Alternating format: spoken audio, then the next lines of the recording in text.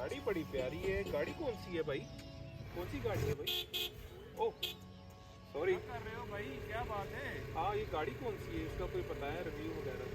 हाँ, ये Honda CR3। अगर आप पूरा रिव्यू देखना चाहते हैं तो ठीक है, तो चलिए शुरू करते हैं।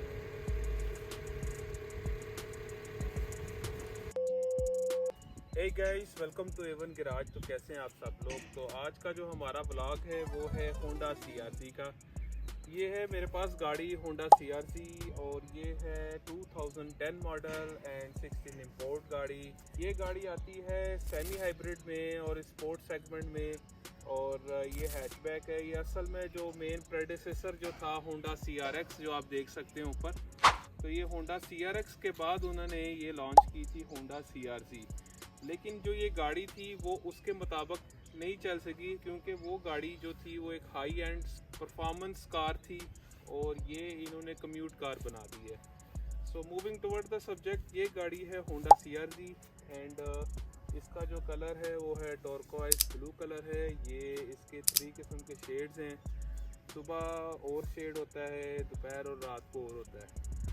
अगर हम गाड़ी की अब हम मेन बात करेंगे एक्सटीरियर पे, तो एक्सटीरियर जो है इस गाड़ी के अंदर कुछ ख़ास मॉडिफिकेशन नहीं। ये गाड़ी तकरीबन टोटली स्टॉक है, अपनी हालत के अंदर है। और इसके अंदर जो इक्विप्ड हैं वो है 17 इंच के अलॉय व्हील्स इसमें हमने लगाए हुए हैं। और ये है 215/45/17 पे फायरस्टोन के इसके जैपनीज टायर पे चल रहे हैं।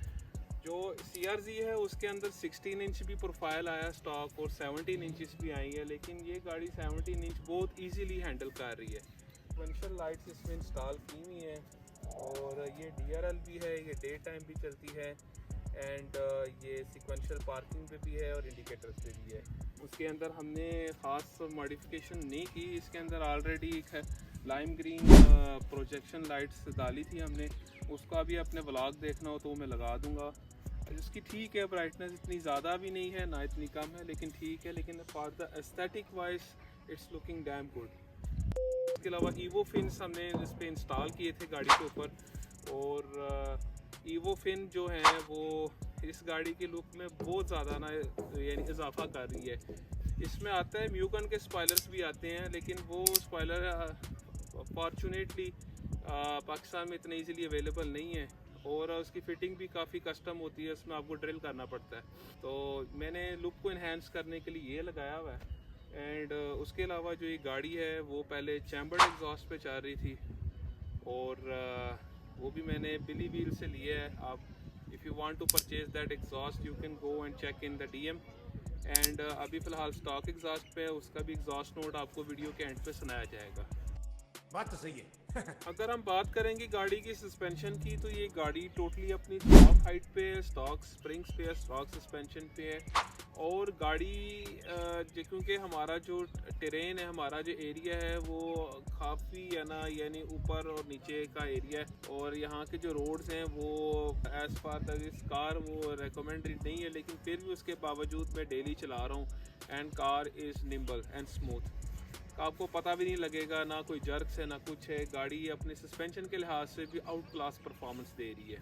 इसके अलावा अगर हम प्रैक्टिकलिटी की बात करें तो as I said earlier that I am using this car as a daily driven and गाड़ी बहुत अच्छी है, गाड़ी की परफॉर्मेंस सबसे अच्छी है। मेन थिंग है कि अगर ये कहीं पे आपको हिल असिस्ट की ज़रूरत हो, कहीं पे पहाड़ी या ऊंची जगह है, तो then you can easily accelerate the car and you can pass the other cars. And उसके अलावा जो इसकी हाइट ठीक है, क्योंकि ये गाड़ी में 2 या 3 पैसेंजर ही बैठ सकते हैं, तो ये गाड़ी बड़ी इजीली है ना मैनूवर हो रही है। उसके अलावा जो गाड़ी की अगर हम बात करें मैकेनिकली, तो ये गाड़ी शेयर करती है होंडा का जो इंजन है L15 सीरीज़ है, जो होंडा सिविक रिबॉन हाइब्रिड उसमें आई थी, Honda insight, Honda fit and Honda jazz में भी आई थिंक सो आई हुई है। तो सेम इंजन है, लेकिन फ़र्क ये है कि इसमें IMA दिया है, इंटीग्रेटेड मोटर असिस्ट, जो असिस्ट करती है गाड़ी को चलने के अंदर। एंड गाड़ी जो है वो बेहतरीन है, ठीक है, यानी कि परफॉर्मेंस के लिहाज से तो है ही है। फ्यूल इकोनॉमी की बात की जाए, क्योंकि ये गाड़ी शेयर करती है 6 स्पीड मैनुअल ट्रांसमिशन है, इसमें 2 वेरिएंट, एक ऑटोमेटिक CVT आती है एंड ये वाली 6 स्पीड मैनुअल ट्रांसमिशन में आती है। तो for this car 6 speed is far more reliable because क्योंकि मैंने इसको 6 गियरों में क्रूज पे डाला है और इसका अराउंड जो RPM है वो 1.5 1.8 2000 तक आ रहा है अराउंड 60 की स्पीड पे। तो मेरे हिसाब से ये बहुत अच्छी है एवरेज लेने के लिए लॉन्ग पे, तो बहुत definitely it's giving a good average and inside the city also is giving a good.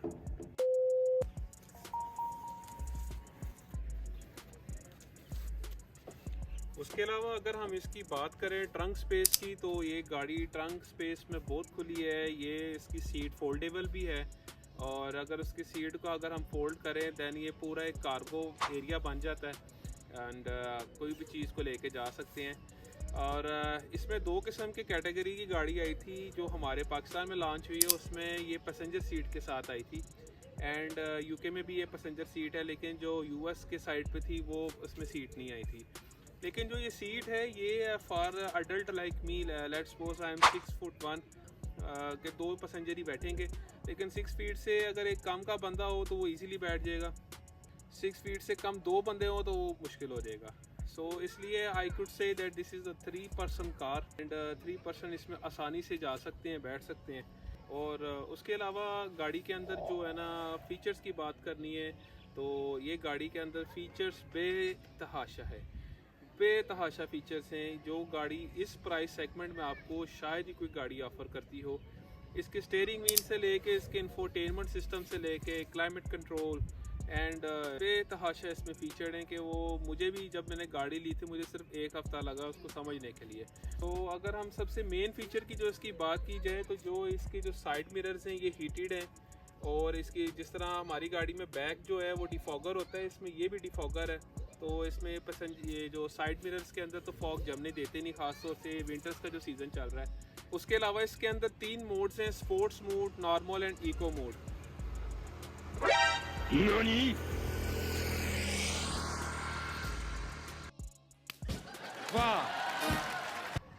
जो स्पोर्ट्स मोड है वो गाड़ी की फुल पोटेंशियल को लीज करती है, क्योंकि गाड़ी अराउंड 130 HP बनाती है। और तो जब स्पोर्ट्स मोड करें दैन इसकी जो पूरी कैपेसिटी होती है बैटरी की एंड गैसोलीन की वो इकट्ठी कंबाइन करके एक अच्छा खासा आपको एक पिक देती है। और अगर आप उसमें नॉर्मल मोड चलाएं तो normal mode also consist of the driving inside the city, और जो कि मैं चलाता हूँ। और इको मोड जैसे आप सबको पता है, मोड तो ठीक है लेकिन उसके अंदर गाड़ी जो है वो समझें कि बिल्कुल ख़त्म हो जाती है, चल नहीं सकती, अराउंड 660 cc बन जाती है हमारी ज़बान के अंदर।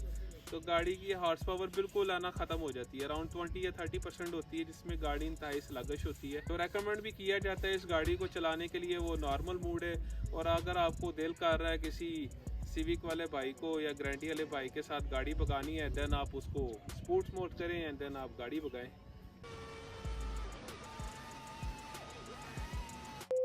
अब बात की जाती है गाड़ी की प्राइस के लिहाज से, गाड़ी की रीसेल के लिहाज से। तो बहुत से लोगों का कंफ्यूजन होगा कि क्या ये गाड़ी पाकिस्तान मार्केट में वैल्यू टू मनी है।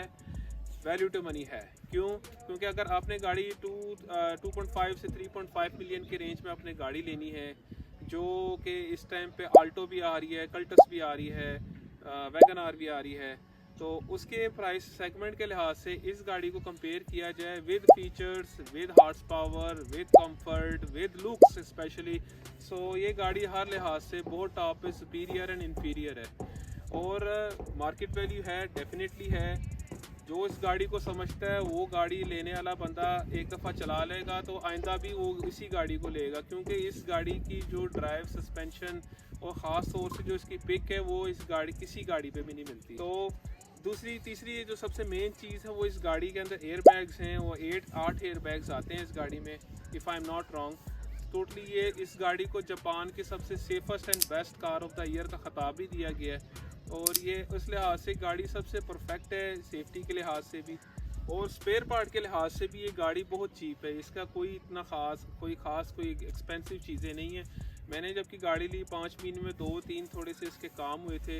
अब मैं आपसे प्राइस शेयर कर देता हूँ। जो इसका एक्सल है वो भी आम पाकिस्तानी गाड़ियों के प्राइस इतना अराउंड 4,500, 5,000, 6,000 के अंदर आपको डिपेंड है आपको कितना कोट कर रहा है, विद लेबर वो आपको मिल जाएगा। तो मेरा एक आउटर इसका कराया था। उसके अलावा इलेक्ट्रॉनिकली गाड़ी की हर चीज़ इसकी अवेलेबल है बहुत easily. And for the engine it is so damn easy and reliable to maintain, because गाड़ी की ट्यूनिंग कराई थी, इसके इंजेक्टर्स वगैरह प्लग सब गाड़ी के अवेलेबल है बहुत इजीली। मैकेनिकली गाड़ी की मैंने जैसे बात की है कि इसकी हर चीज़ अवेलेबल है, लेकिन सिर्फ इसकी जो कॉस्मेटिकली चीज़ें हैं जैसे इसकी बम्पर लाइट्स वगैरह ये थोड़ी सी एक्सपेंसिव है, ये आपको इंपोर्ट कराना पड़ता है या इंपोर्ट लेनी पड़ती है आपको। Overall if I give a rating from 10 then I will definitely give rating as per, if we compare the price, the looks, the performance, the suspension, all aspects, I will give this car around 9। so ये एक अच्छी rating है। ये नहीं कि ये मेरी गाड़ी है तो मैं इसे रेट करूँगा, नहीं। इंशाल्लाह ताला आप मेरे इस व्लॉग सीरीज़ में देखेंगे जो गाड़ी ओन करूँगा या जो गाड़ी मेरे पास आएंगी मैं उसका एक रिव्यू दूँगा आपको। लेकिन this car is a practical ownership review from my side, because I have driven this car around 4,000 km and 5 months I am driving consistently, so I could guarantee say that there is a no car replace in this section। and overall अगर आपको ये मेरा vlog अच्छा लगा हो so please do give me a like and comment and share। And मैं इस blog को एक इंग्लिश वर्जन में भी बनाऊंगा क्योंकि मेरी ज़्यादा ऑडियंस है वो इंग्लिश में ज़्यादा देखती है, और ये गाड़ी भी ज़्यादा चल भी रही है ओवरसीज़ में। काफ़ी गाड़ियाँ, ख़ास तौर से ये गाड़ी ऑस्ट्रेलिया में बहुत ज़्यादा चलाई जा रही है, यूके में और यूएसए में, ये 3 मुल्क में। इसी के साथ मुझे दीजिए इजाज़त, अपना बहुत ज़्यादा ख्याल रखें और मेरे चैनल को सब्सक्राइब ज़रूर करें। आप में से बहुत ऑडियंस मेरे चैनल को देखते हैं लेकिन सब्सक्राइब नहीं करते, तो सब्सक्राइब कर दो यार, आपका क्या जाता है, सब्सक्राइब ज़रूर करें। एंड अपना बहुत ज़्यादा ख्याल रखें, अपने फैमिली के साथ ज़्यादा से ज़्यादा टाइम दें और अपने शो को पॉजिटिव तरीके से लेके चलें, अच्छे कामों में करें आप, ठीक है। गाड़ियों का शौक करें, करो यार करो, लेकिन नशा वगैरह मुंशियात से बचो, ठीक है ना। तो अपना ख्याल रखें। So signing out, take care and Allah हाफिज़।